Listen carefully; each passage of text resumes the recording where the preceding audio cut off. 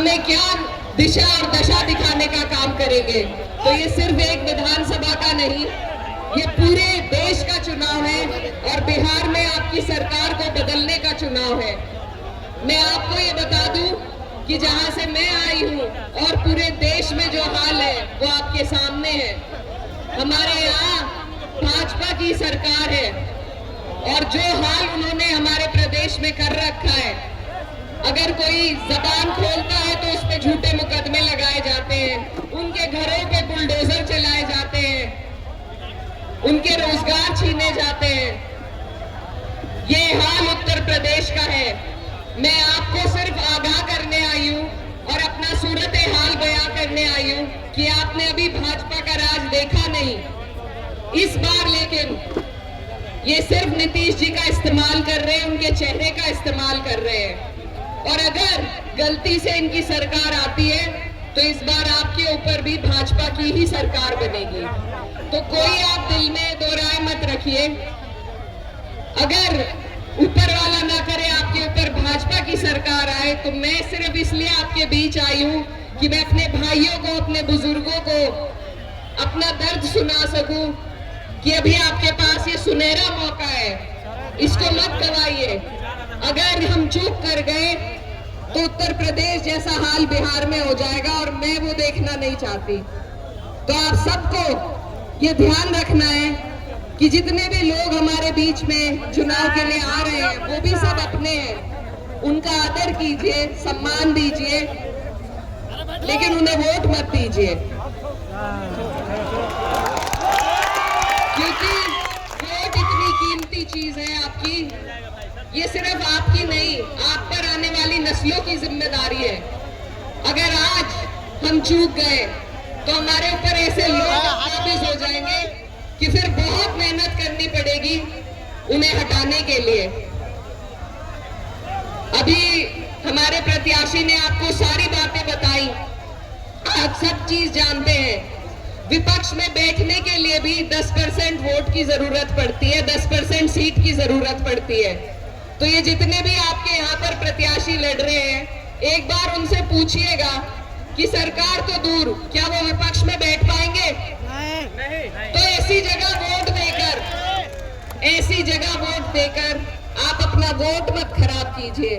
आप उन लाखों लोगों की उम्मीदें मत तोड़िए, मेरे जैसे, जो आज आपकी तरफ देख रहे हैं कि आप लोग सही फैसला लेंगे।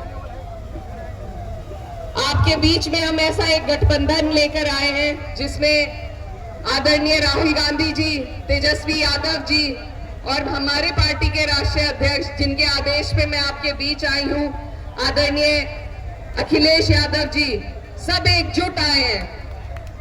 और दूसरी तरफ भी गठबंधन ही है। तो अकेली पार्टी का जमाना तो गया बिहार से। अब या तो गठबंधन इधर का बनेगा या उधर का, फैसला आपको करना है। बीच में जो लोग आ रहे हैं वो सिर्फ और सिर्फ आपका वोट काटने, आपका वोट खराब करने के लिए आ रहे हैं। ये बात हमें समझनी पड़ेगी कि ये हिंदुस्तान सभी का है। एक तरफा बात अगर बीजेपी करेगी वो भी गलत है और एक तरफा बात अगर हम में से कोई करेगा वो भी गलत है। इस देश का एक बार बंटवारा हो चुका, अलग अलग राह पर चलकर, दोबारा नहीं होगा। तो हमें सभी के साथ मिलजुल कर अपने देश को आगे बढ़ाना है, चाहे वो हिंदू हो, मुसलमान हो, सिख हो, ईसाई हो, किसी भी धर्म जात से आते हो, सभी का सम्मान, और सभी साथ आएंगे तभी आपका और हमारा सम्मान बढ़ेगा।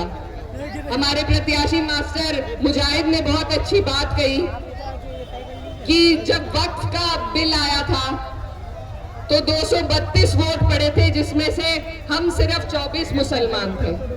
बाकी जितने भी वोट आपके लिए डाले गए वो सब हिंदू भाइयों ने डाले थे।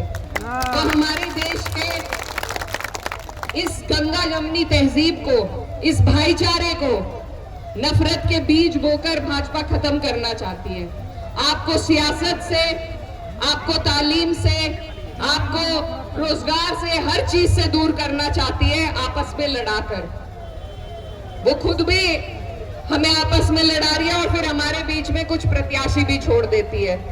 तो इन चीजों से आपको और हमें बिल्कुल चौकन्ना रहना है, क्योंकि ये आपका वोट आपकी सबसे कीमती चीज है।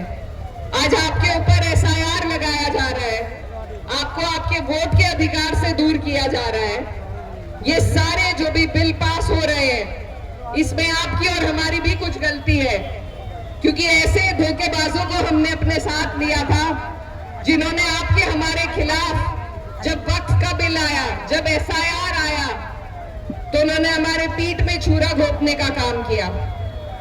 आज उन लोगों के सामने हम चुनाव लड़ रहे हैं, लेकिन अपने जो इतने लंबे वक्त का हमारा संघर्ष है, हमारी लड़ाई है, वो हमें नहीं भूलनी। आज हमें वो चीजें याद रखने की जरूरत है। मैं बहुत दूर से आपके बीच में चलकर आई हूँ, आपकी बहन हूँ, आपकी बेटी हूँ। इस देश के हालात, उत्तर प्रदेश के हालात आपके सामने बयान करने आई हूँ कि आप ऐसी गलती ना करें। अपना एक एक वोट, हमारे यहाँ कहावत है कि रिश्तेदारी कर लेते हैं लेकिन वोट नहीं देते रिश्तेदार के कहने से। तो ये आपका अधिकार है, इसको सही से इस्तेमाल करना ये आपकी जिम्मेदारी है अपनी आने वाली नस्लों के लिए। तो मैं आपसे गुजारिश करती हूँ कि अपना एक एक कीमती वोट आप महागठबंधन को दें, क्योंकि अगर हम आपसे गिले शिकवे में या किसी के बहकाए में आकर अगर गलती से हमने यहाँ पर भाजपा को काबिज कर दिया, तो बहुत लंबा अरसा और बहुत लंबा संघर्ष लगेगा इन्हें यहाँ से हटाने में। तो मेरे भाइयों, आपसे वोट की गुहार और उम्मीद लेने के लिए मैं आपके बीच आई हूँ कि आप हमें उम्मीद की किरण दें। आज आपके यहाँ चुनाव है, 1 साल बाद उत्तर प्रदेश में चुनाव होगा। जो दशा और दिशा बिहार तय करेगा वो पूरे देश में चलेगी, उत्तर प्रदेश में चलेगी, और ऊपर वाली सरकार को भी आप उसकी बुनियादें हिलाने का काम कर सकते हैं। तो सभी लोग जो डबल इंजन से परेशान हैं, आज आपकी तरफ उम्मीद की निगाह से देख रहे हैं कि आप लोग हमें हिम्मत देंगे, हमें हौसला देंगे, यहाँ से ऐसा नतीजा देंगे कि हम लोग भी अपने अपनी जगह से भाजपा का सफाया कर सके। अपने वोटों का आपको सही इस्तेमाल करना है, बिखरने ना पाए एक एक वोट आपको। आज आपके पास ये अधिकार है, कल की कोई गारंटी नहीं कि ये अधिकार आपके पास ये छोड़ेंगे या नहीं। तो इसीलिए ये बहुत गंभीरता से मेरी बात को आप समझिए। अपना एक एक वोट आज आपके लिए ये गठबंधन बनाया है। सब बड़े नेता अपने गिले शिकवे भूलकर एक मंच पे आए हैं कि आप लोगों के लिए एक सही रास्ता बना सके। अगर आज हमने उन्हें नहीं चुना, उनके हाथों को, महागठबंधन को मजबूत नहीं किया, तो कल को हम शिकायत किसके पास करेंगे? हमारे पास कोई रास्ता नहीं बचेगा। इसीलिए बड़ी जिम्मेदारी के साथ आप इस चुनाव को लड़िए और एक एक व्यक्ति खुद प्रत्याशी बनकर अपने आस पड़ोस गली मोहल्ले से वोट निकाल कर डलवाना भी आपकी जिम्मेदारी है, क्योंकि ये चुनाव पूरे देश का है। और जाते जाते मैं बस यही कहना चाहती हूँ कि ये जब्र भी देखा है तारीख की नजरों ने, ये जब्र भी देखा है तारीख की नजरों ने। लम्हों ने खता की थी, सदियों ने सजा पाई। तो आप खता मत कीजिए कि हमारी पीढ़ियां। आप सभी से मेरी ये गुजारिश है कि कोचा धामा से राजद के प्रत्याशी को लालटेन के सामने वाला बटन दबाकर नासिर मुजाहिद को यहाँ से जिताने का काम करें, और किशनगंज से हमारे प्रत्याशी कमरुल हुदा साहब को हाथ का निशान का बटन दबाकर जिताए। और आप सभी से दुआओं की दरखास्त है। बहुत बहुत शुक्रिया, धन्यवाद। इकरा हसन जिंदाबाद।